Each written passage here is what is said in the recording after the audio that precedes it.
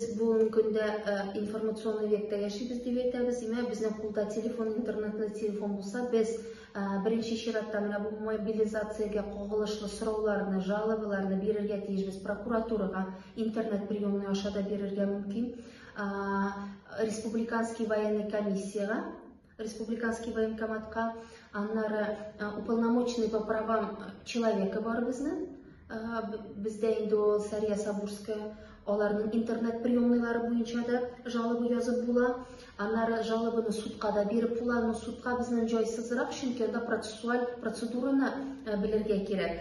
Дұрыс итеп оформить итеп, қағазда жіберерге керек. Шуңа күрә юристсіз онсы булмайша, әмма ләкин бүтін интернет приемныйларға прокуратура, уполномоченный по правам граждан, врачебный военный комиссариат Республики Татарстан, президент Республики Татарстан, олардың бүтін порталлары арқылы госуслугида қазір біздің міне жалобы беру